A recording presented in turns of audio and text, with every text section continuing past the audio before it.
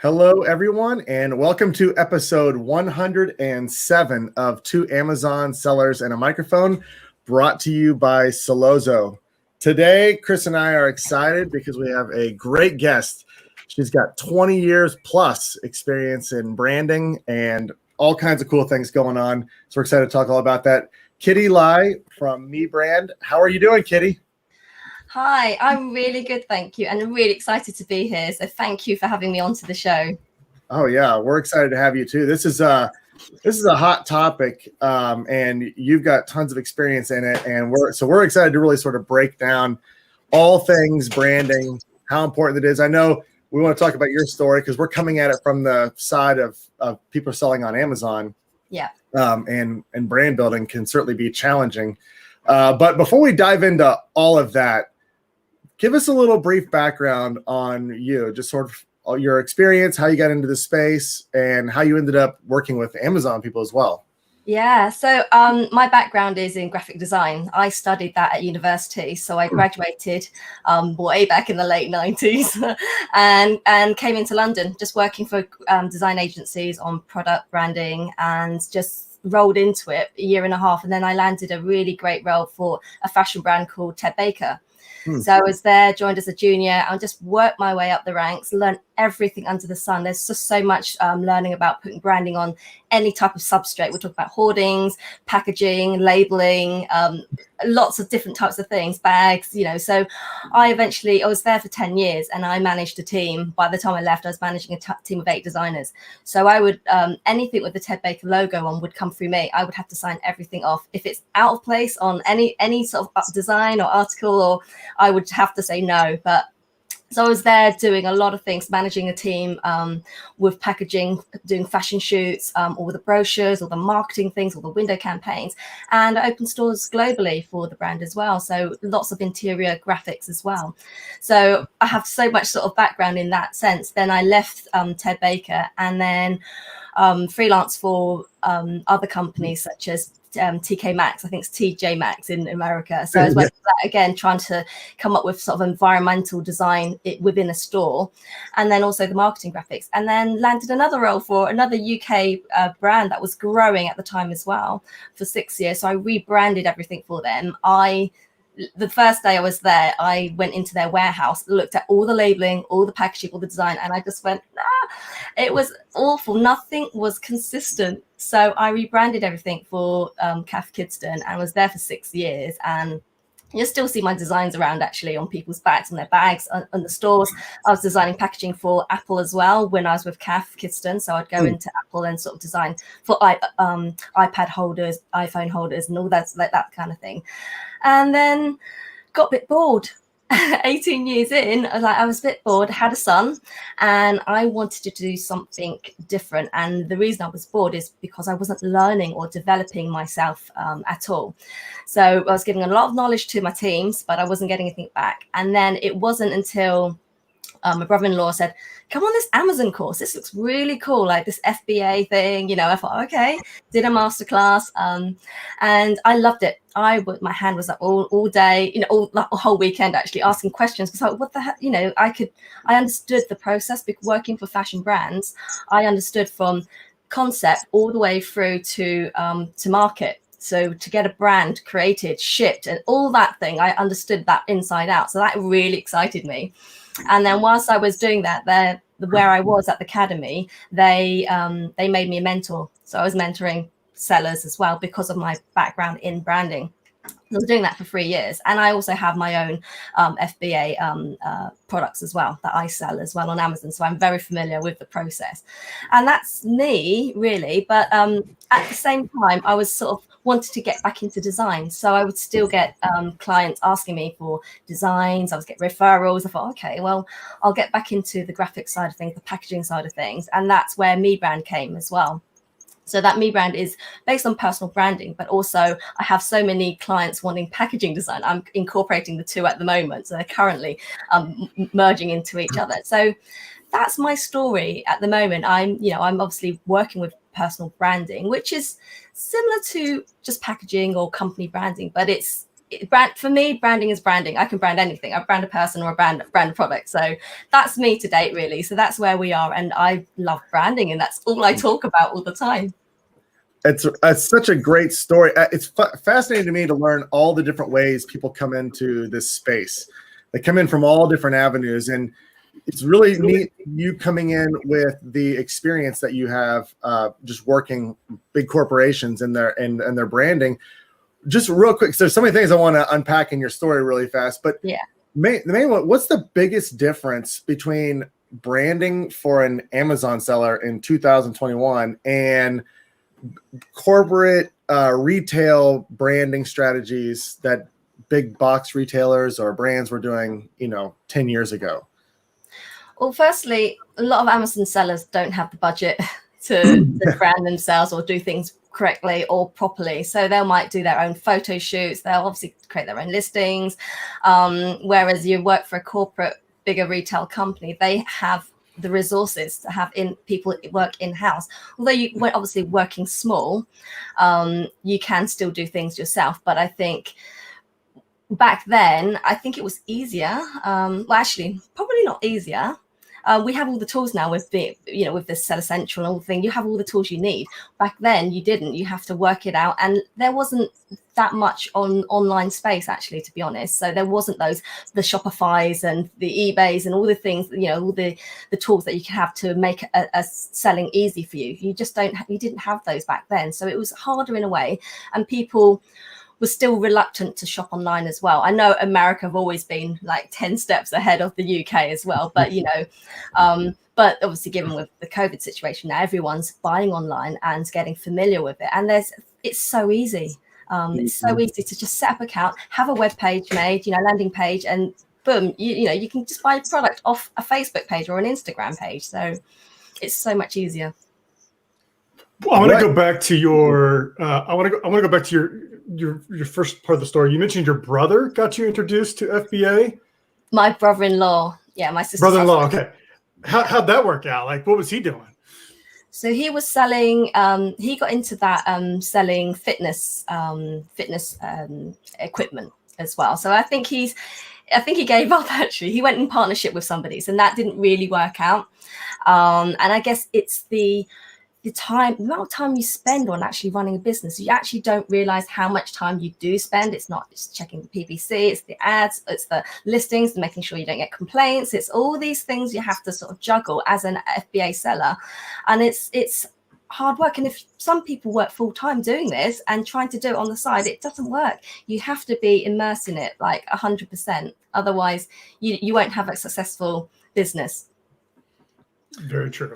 Yeah, we're really familiar with that. Everybody thinks it's like a 4-hour work week, and it's not. It's way there's a lot of time.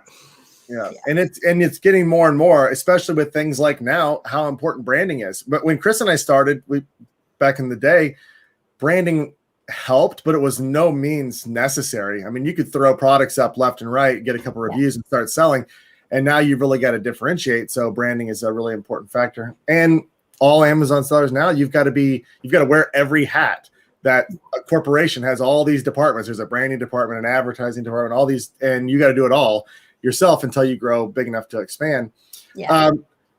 So you started your own Amazon business. What year was that you started selling? That was I started selling 2017. Okay. Yeah. Nice. Summer of 2017. So about four and a half years in. And was branding, since you were so immersed in it in your life, was that like that was your goal, was to create your own and focus on the brand from the beginning? Yeah, it's all about the branding. It's about the brand experience for me. I mean, working with brands, I could not just launch a product with half a brand done or the logo done. I created a whole package. If everything through to the Instagram page and the way the graphics looks, and the way the tone of voice you speak to your customers, it's all about the experience that a customer has when they shop on FBA. And obviously, in Amazon. And if you go into an Amazon store, you want that customer to get that experience when they get that package through the door. I know it's in an Amazon parcel, but you still want to capture their imagination and think, actually, this is a really cool brand. And, you know, a lot of brands do that through, you know, leaflets or things they can give away and try to sort of appeal to their target audience. What, in terms of branding, like, what do you consider the scope of branding? I mean, there's a lot that goes into, like you talked about, it's the tone of voice, but I mean, it's everything from the way you write your titles to your images to A+ content. I mean, and then you, like you mentioned, packaging, and then all the external stuff. I mean, it's a full-time job keeping that consistent throughout every touch point, I would imagine. And that's the key, it's consistency. And for me, I'm lucky because I can design, so I can do all the graphic design, everything in Photoshop. I don't have to use, and you can use Canva and stuff, but I do everything myself. I can do templates on packaging and stuff, and that's the beauty of what I can do. But obviously, on a new seller, it is hard, and it's trying to get something consistent. So you have to take 2 steps back. When you want to launch a business, you think, actually, these are all the things that I need. It's the visual side of things, it's the wording, the slogans, the way you talk to your customers, and then it's the intangible things. It's like the customer's perception of you, their experience, and the culture and the personality. It's putting all those together, and branding is the experience, what they get. That's what a brand is. It's not a logo, it's the experience. So you have to think every single touch point of a brand. So if you think of your favorite brand that you go to and shop at all the time, why do you go there? What is it that appeals to you? Is it the graphics? Is it the colors? Is it the product? Or is it the experience? And I know so many brands that have that experience. You think, oh my God, yeah, and I'm going to go back for some more, you know? So that's what, you know, as a seller, you have to think about, because there's so many people, you've got so many competitors on the same platform selling the same thing. And it's, how do you make yourself stand out and different? Yeah. When sellers pick a product or they start a new brand, it's usually just, I'm going to pick this brand, I'm going to pick this color, and I'm going to pick this logo, and then we're off and going. That's it. Like there's really no like thought process about it. But when you come up with a brand name, what are some ways to come up with a brand name? I know Dustin and I, we just kind of throw around ideas, and we use like thesaurus.com and kind of come up with different ideas. And there's no strategy. There's no SOP to that. It's just, we're just coming up with ideas. What would you suggest for a seller out there that is coming up with a brand? How do they come up with brand names? Brand names, yeah, that's a really difficult one because every single name is gone. I mean, I look at like domain names, I look at, like you say, the thesaurus and everything, and it's trying to come up with something short and catchy and memorable. And if you can, if the product can say what it is, that's even better. But obviously brand name, depending if you're building just a brand or a brand house, so a brand with so many different things underneath. So your company will have different, like Virgin Media or Virgin Airlines or Virgin whatever, yeah. Right. So that's a brand house, or you're just building a brand to sell pet food or something. So you've got to think, how are you going to extend that brand, or is it just literally you're just going to focus on the pets arena? And it's just thinking of, I think generally something short and snappy is memorable. If you start going really weird and, you know, it doesn't make sense, people aren't going to appeal. So you probably have to do a few questionnaires, ask a few people, what do you think, you know, whether you do the, I can't remember the tool where you go and ask people. I will come back to me. Pickford, that's the one. Yeah, I always remember it. I forgot it this time. Pickford. But you can ask people, what do you think of these brand names? And there's so many ways you can do it. But obviously for me, I just keep it simple.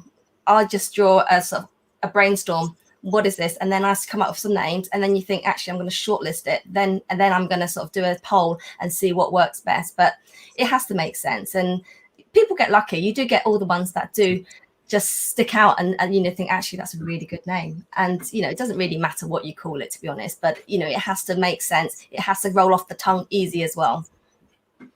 When somebody wants to come work with you and your services, do they need to have like a logo and brand name already figured out, or can they start from scratch and they just say, here's what we're selling, can you give us like 10 ideas and then we'll figure out which one we like? Is that how that works? Yeah, absolutely. So I design logos for clients. I also refresh or rebrand for clients as well. So they've got existing branding, then I just rebrand it for them. But so logos, I do it from scratch. So I give them several concepts that work with what they're selling or their company brand. So yeah, it's just, I love that. That's the process I love the most.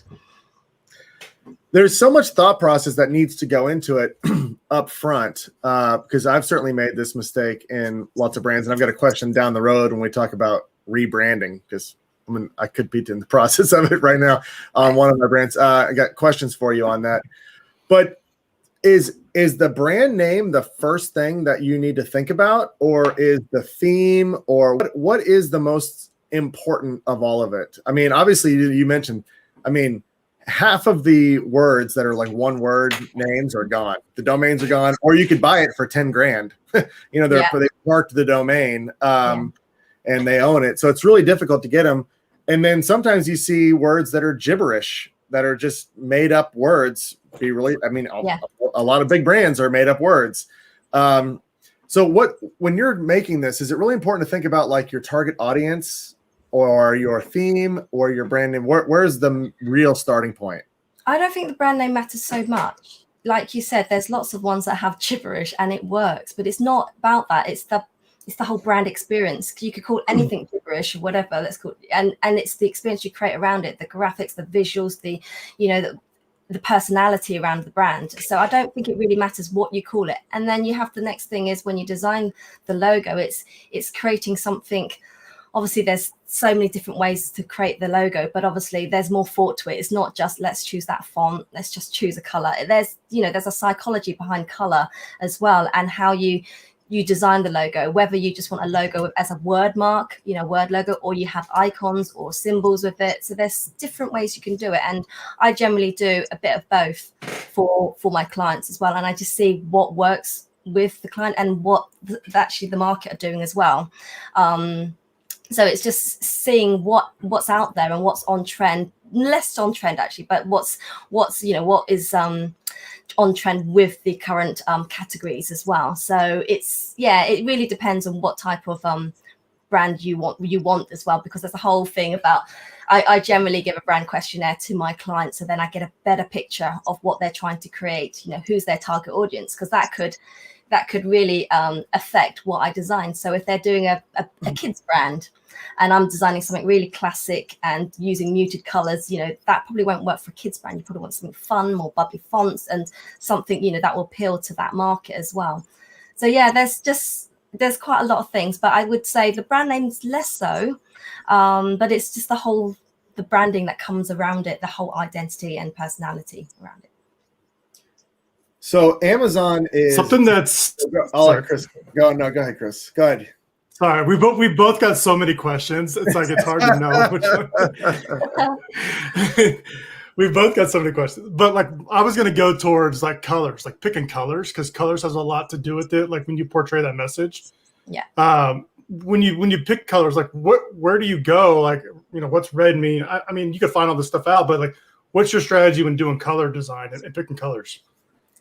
Well, there's like I mentioned, there's color psychology. So red, obviously it's bold, it's adventurous, and certain things it depicts. Whereas yellow and purple are more like creative kind of like brands. They will have to use that, and whereas the greens will go the natural, the organics, the eco kind of thing. So there's certain ways people actually associate color with it as well. Like blue, like a royal blue would depict trust as well. So there's certain things. So you see a lot of corporate companies use blue or navies as well, because it looks like they're serious and they mean business.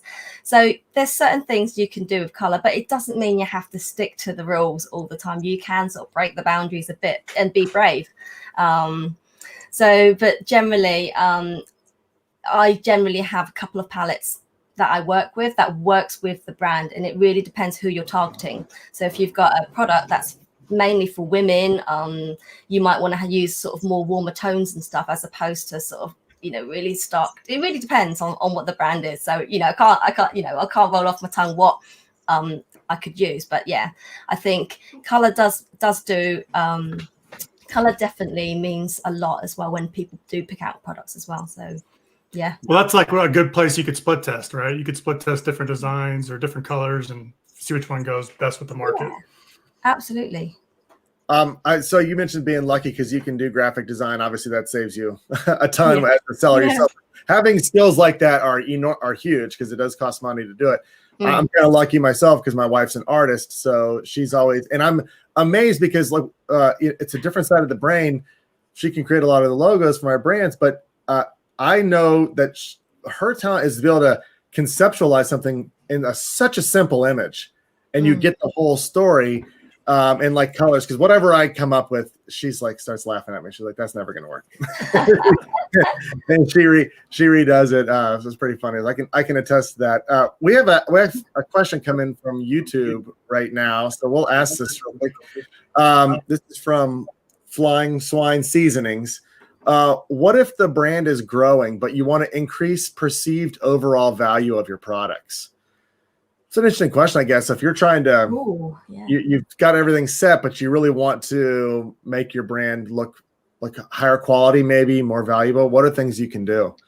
Well, you can look at the packaging. So if I'm assuming it's a product brand. So to put and increase the perceived value, then obviously maybe look at the packaging and how you're actually selling your product in. Whether if it's just on a plain carton, then you might want to put it into more designed feel, or maybe the finishing touches as well. You can still save on, do a packaging within budget, but it's really depends. It's down to the design, I would say.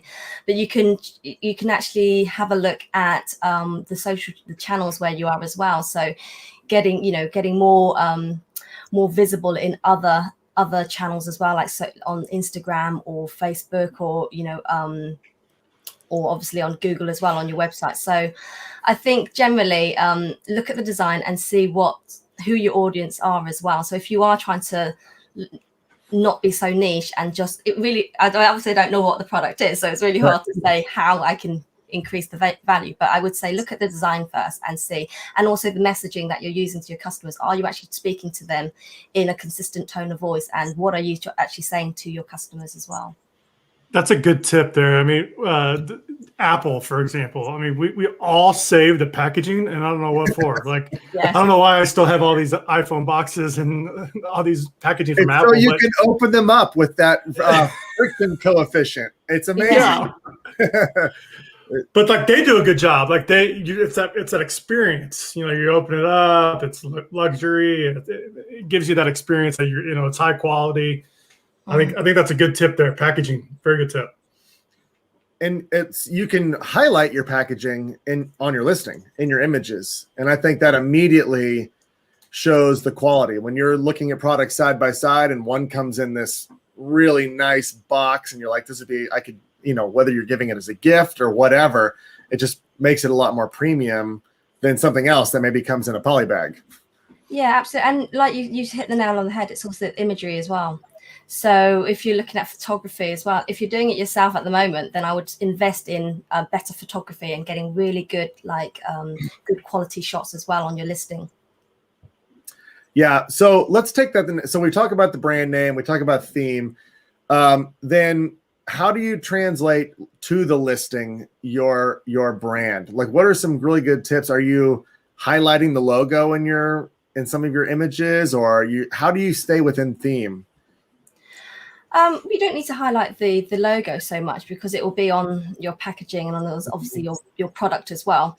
And I think if you've got there's A+ content, you can obviously, if you're brand registered and everything, then you can have your whole enhanced branded content and put the logo everywhere as well there, and really sort of tell a story with your brand using those pages as well. So those are added extras as well when you've got your own brand page. How much of a lift do you see when people number one, use A+ content, or as opposed to the description, or just really enhance their A+ content? I mean, are you seeing a big lift on their sales on Amazon when that happens? I mean, I personally, I would say yes, because for me as an Amazon shopper, I shop on Amazon a lot as well. So I actually look at the brand, not necessarily the branding, but I sort of want to know a bit more about who I'm buying into. So it's like, it's really nice to see a bit of a story, even if it's the product and what it's made of, what are their values as well? Is it about the eco side of things? What are they doing as a brand? So I really look into that as well. And if they've got a website or some social media, I go there and have a look as well. And I really do buy into brands that really tell a story. You bring up a point there I want to touch on now, because I think a lot of Amazon sellers, and you just mentioned it, they'll find a product and then they'll go off of Amazon to research it a little bit more before they buy it.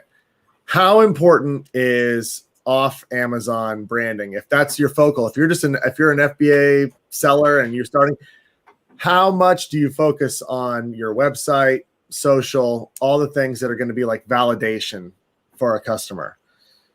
For me, I think it's very important. I don't think it's necessary to start off with, but I think it is, because like you say, I like to do research. And if I go to Instagram, they've got, you can learn a bit more about the brand as well on Instagram. It's all Facebook or wherever, whatever social channel you use. You think actually they've got a bit more personality because there's someone behind the product as well. So whether it's behind the scenes or how it's made, or, or things that really mean something to the brand, I really like to sort of know what they're all about as well. So it's not just about the product or the brand, it's the lifestyle that's behind it. So for me, I think it's very important to have some sort of social channel, whether it's the website that you're telling your story, or it's I keep saying Instagram or Pinterest. I'm very visual, so I always go to those places. So for me, I think I think a brand should definitely have that. And you can also direct customers from your social channels to Amazon, so they like that. So my next question is Dustin's next question, I have a feeling. So I'm gonna go for it. Go ahead, ask it, Chris, and I'll follow up with it. Mine is, how do you know when to rebrand? Like we've done the branding, we've launched the product, and we're selling, but when do you know, or how do you know when it's time to like rebrand or do a new logo, or when's that time come? And before you answer, I'll touch in with my personal story on this one, because this is where I'm at right now. I had one of my products I started with. I actually I tried to file a trademark to open up brand registry and all that stuff for this one. It's a great seller, but I haven't been selling it for about a year because I lost the trademark. I got a cease and desist from a fairly large company that my name sounds nothing like, but there was no way I was going to get it. So but I do have the ability to keep my name. I just can't get the trademark, and I can keep selling my product. So in that situation where I've got a product with, a couple thousand or 1,000 reviews, lots of customers, sold lots of units, is rebranding that big of a deal, or should I? What would you do in that situation? Okay, so firstly, let me ask: is it a rebrand or a refresh? There's two differences. Well, that's a good question. What define refresh? Because I guess the goal would be to get brand registry, to get a trademark. So yeah. So I would say rebranding, you're rebranding everything. So whether the demographic's not right, so you're going to change your target audience or your niche, or you're going to change all the visual aspects of it. I mean, just having a refresh is maybe just the visual aspects or just the name. So you can just refresh it. You've got your target audience already. You've got your customers. You know who they are. You don't need to rebrand because you're not doing that same exercise because you know who they are. You've got your product. You've probably got all your colors and stuff. It's probably just refreshing a logo and then telling your audience or your customer. I keep saying audience, but customers, telling your customers, hey, we're having a refresh. We're just calling it this now, or whatever you decide to do with your logo, or whatever the trademark is that you're going for next. But I think you can just tell your customers that, and I think they're quite forgiving. They'll probably think, oh, okay, they're just if you've got a great product, I don't think they would say, oh, actually, what they're doing now. So I think you can just do a refresh as opposed to rebrand, because rebranding is changing the personality, the values, whether you're changing your company mission. That's the whole thing of branding, is the whole experience and things behind it. So I think it's probably a refresh or a revamp, you can call that. Yeah, I like that. That's actually, I mean, that makes sense to me, and it sounds less daunting and it sounds less disruptive. Yeah, it's just I guess you see that all the time. Like our energy company here in Kansas City changed their name. Nobody cared. They just like changed their name or got bought or whatever. I mean, companies change their name all the time. So I guess thinking of it as a refresh or revamp, that's good. Now to go on to Kris's question a little bit more in depth, when somebody comes to you, and do you see like this is not really attacking your audience, and you're talking about you need to get a full rebrand. When do you know that you need to do that? Well, when a client comes to me, I ask them to fill in the questionnaire. So they tell me who their target audience, because generally they're not clear. It's like, oh yeah, but I do this, they're this age and they're that age and they're any gender or whatever. And it's like, okay, can you fill in this questionnaire? And then I get a better picture. And then it helps them think, oh, actually, I never thought about that. It's more this, and this is, this is the demographic, this is how much they earn, and this, like you would do a poll in Pickford, you pick out what your demographic is, who they are, what they like, their niche and everything. So I think definitely the client needs to sort of think about what it is that they are looking for in their brand before they refresh anything. And I have actually rebranded for somebody else, and a client in the kitchen arena, and that the message was quite mixed, and they know who they wanted to be like and who they were aiming for. I thought, well, it doesn't say that, and the logo doesn't do that, and your website doesn't do that, and it's not consistent. And so I gave them lots of ideas, redesigned their logo for them, kept some of their colors actually, and then just created a whole brand Bible for them. So this is who you are. This is how you talk to your customers. These are the colors you'll use on marketing, on your websites. And this is the type of things you should be talking to your customers. So and I could break it down into the 3 types of customers they would have. It's to do with cooking and kitchen utensils and stuff. So, it was quite easy to rebrand that for them. So, yeah. I like that. A brand Bible that you said, that's great. I mean, I think if you can create that right off the bat, that can help you just stay on point, and anybody who's working with you can stay on point. I don't think I'm speaking for myself, but that's not something I spent a lot of time thinking about early on, is creating that voice and all that. I think it kind of came about or was massaged as you grow, but if you start, and probably makes it a lot easier to start with, here's what we're going to do. Yeah. This is, I mean, it's so interesting because branding is so important now on Amazon, and Amazon is encouraging everyone. I mean, they're opening up all kinds of doors. I think they understand they want to be a marketplace of brands that care. They don't want to be the place of knockoffs or anything like that. So they're really opening up all these things. And, if those opportunities are there, then if you take them, you can differentiate yourself from your competitors big time. So on that note, anybody who's listening to this and they say, clearly you're an expert in this arena, and they need help and they want to work with you, how do they go about getting in touch with you to get started working together? So they can go to my website, it's rebrandglobal.com, and you can just book a call with me. And that's as easy as that. I'm also in Instagram. So if you type in me branding you, on Instagram as well. I'm just everywhere. Just type in Kitty Lai, you might find me. But yeah, generally the website, you can book a call with me. And yeah, I'm happy to help anybody. Well, we've got a lot of people listening that are potentially in the early stages of product development or in their journey in general.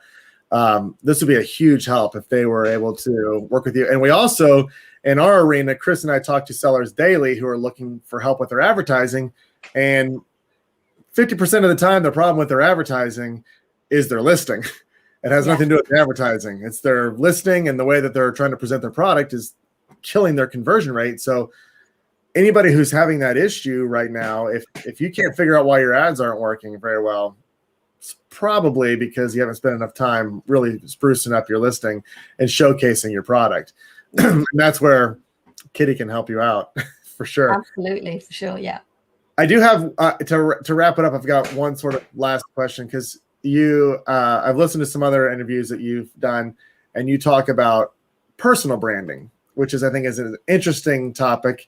We were talking beforehand before we got on the show, like Kris and I started this podcast back in October of last year. And before that, we were not in front of the cameras every day like this or any of that. It's a little bit of a tricky thing, but personal branding could be beneficial for Amazon sellers too. You're telling your story of your company and putting yourself out there. So what tips do you have on people that are hesitant to do that, or encourage them just to get out there and start making content? Yeah, so it's not for everyone to get visible. It's a hard thing to do, but you can do it in snaps, pictures and stuff. But, being on a video or talking about it. But I think it's important to even show on your website the person behind the brand. I think it's really important to know that, there is a human behind this product, and people love learning about the stories about you. How did you get into it? So as an Amazon seller myself, and I have several businesses, I pitch myself as an entrepreneur, and that's how you should pitch yourself as well, because you might be doing something else and Amazon might be something you do on the side. And I think definitely building your brand will build your credibility and more trust as well. So your customers will think, oh, actually, I like their story. I like who they are. I think I'm going to trust this brand. Yep. It's a good point. Nobody knows who you are or what you're doing unless you tell them. And nobody knows your personality unless you get out there. And so they know to work with you. It's a great point. And boy, I feel like we have so many more questions, Kris, about branding in general. I know. We're going to have to get you back on, Kitty, maybe on a regular basis, just to see where everything's going in this space. Because there's so much to do. But thank you so much for coming on. This has been sort of eye-opening, I feel like, and hopefully I know it's been great content for our listeners. So we really appreciate it. Thanks for coming on. Oh, you're welcome. It's been great being on the show and talking about my passion in branding. So thank you so much. It's been such a blast. Well, we can tell you have that passion. It's always fun to talk to passionate people. But yes, thank you again for coming on. And for everybody listening, thank you for tuning in. If you love content like this, if you want to hear cool people like Kitty tell their story and talk about how they're crushing it in their space, we'd love for you to subscribe to our podcast on whatever platform you're listening on. We're on all of them, so just subscribe to your favorite platform. You can also see our live streams on Solozo's Facebook page and on Solozo's YouTube channel. You can also comment like Flying Swine Seasonings did earlier. You comment and we'll ask your question live right now on the show. So make sure you subscribe to those so you can watch us live. Thanks everybody for tuning in, and we'll be at this again actually later today. This afternoon we got another episode, so we'll see you guys later today. Thanks, Kitty, and have a great day.